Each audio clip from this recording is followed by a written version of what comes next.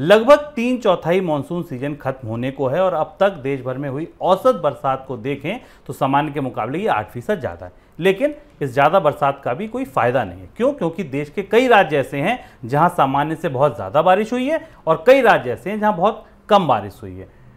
Monsoon की बरसात का बिगड़ा हुआ संतुलन खरीफ की बुआई पर असर डाल रहा है। 18 अगस्त तक देश भर में खरीफ का रकबा 25 लाख हेक्टेयर से ज़्यादा पिछड़ा हुआ दर्ज किया गया है। सर, कैसी तस्वीर अब उभरती दिख रही है आपको मानसून के मोर्चे पर, खरीफ फसलों की बुआई के मोर्चे पर?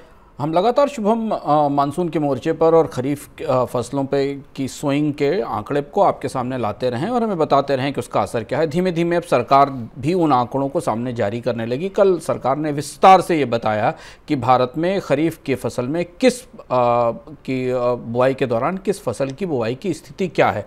ओवरऑल सबसे ज़्यादा चिंता जिन दो फसलों को लेकर है वो धान और दलहन को लेकर है और ये दोनों फसलें खरीफ की मुख्य फसलें हैं और इनका सीधा हिस्सा महंगाई से जुड़ता है क्योंकि महंगाई से प्रभावित होती है।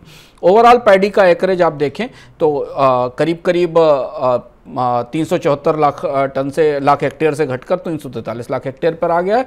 दलहन का रकबा भी 132 लाख हेक्टेयर से घटकर 125 लाख हेक्टेयर पर आ गया है। बाकी तिलहन में स्थिति ठीक है, मोटे अनाजों की स्थिति बेहतर है, गन्ने की स्थिति आमतौर पर बराबर है, कपास और जूट की स्थिति लगभग ठीक ठाक है। कपास का रकबा बढ़ा है पर कपास की कीमतों पर दबाव हमें दिखाई दे रहा है। पर ये आंकड़े जो आपको पूरे शुभम पूरे जो भारत भर के आंकड़े दिखाई दे रहे हैं, ये आंकड़े दरअसल अधूरा सच हैं क्योंकि धान की फसल स्थानीय तौर पर भी सरकारी खरीद के अलावा लोगों की जीविका को, लोगों के जीवन को और उनके जीवन के खर्च को प्रभावित करती है। तो हमें करीब से ये देखना होगा कि राज्यों में क्या स्थिति है और किन राज्यों में हम खरीफ की फसल के एकरेज में गिरावट आई है। और अगर आप यहाँ देखें तो यहाँ आपको चुनौती बनती दिखाई देती है। झारखंड, वेस्ट बंगाल, बिहार, उड़ीसा, उत्तर प्रदेश, छत्तीसगढ़, मध्य प्रदेश, तेलंगाना, असम, हरियाणा और पंजाब, इनमें ऊपर के अगर आप राज्य माने तो करीब करीब 11 लाख हेक्टेयर। झारखंड में कम है रकबा, बंगाल में 6 लाख हेक्टेयर कम है, बिहार में 3 लाख हेक्टेयर कम है और सबसे कम पंजाब है जहां लगभग 20,000 हेक्टेयर के आसपास के रकबे में कमी आई। अभी जितने राज्यों के मैंने नाम लिए इस लिस्ट में जो सरकार ने आंकड़े जारी किए हैं, उनकी तुलना में उनके दायरे में भारत का अधिकांश खरीफ सोइंग एरिया आ जाता है। और इन खरीफ सोइंग एरिया को जब आप स्थानीय स्तर पर करीब से देखें और उसके बाद भारत के बाकी दलहन और पैडी के आंकड़ों को देखें तो आपको खाद्य अर्थव्यवस्था पर स्थानीय इकोनॉमीज में भी दबाव बनता दिखाई देता है, स्थानीय अर्थव्यवस्थाओं में भी दबाव बनता दिखाई देता है। सरकार इस बार धान की कितनी खरीद कर पाएगी इस कमी के बाद, क्योंकि एमएसपी से ऊपर धान की कीमतें बाजार में पहले से ही मौजूद हैं। हमने गेहूं में यह परिस्थिति देखी थी। दूसरा सवाल ये बनता दिखाई देता और तीसरा महत्वपूर्ण सवाल ये बनता दिखाई दे रहा है कि जिस महंगाई से उबरने की कोशिश हमने पिछले 1 महीने में देखी है, क्या वो कोशिश कहीं अब वापस मुंह के बल तो नहीं गिरेगी? क्योंकि इस बार का मानसून पिछले कई सारे वर्षों में अजीब किस्म का मानसून रहा है, जहां लेट रेन का रिवाइवल हुआ है। हमें बहुत सारे हिस्सों में बाढ़ देखने को मिल रही है। जब राजस्थान से बाढ़ हटी तो उड़ीसा में बाढ़ की स्थिति देख रहे हैं। यानी या तो भारत का एक बड़ा हिस्सा बुवाई के बाद आई बाढ़ से पीड़ित या प्रभावित है, तब भी फसल की बर्बादी है, और एक हिस्सा जहां पर बुआई से पहले ही बारिश नहीं हुई, सूखे से प्रभावित है। इसलिए खाद्य अर्थव्यवस्था के लिए खरीफ का मौसम चुनौतीपूर्ण रहने वाला है। सरकार की तरफ से इस मामले में किसी स्पष्ट तस्वीर का इंतजार रहेगा। रिजर्व बैंक भी शायद इसे करीब से देख रहा है।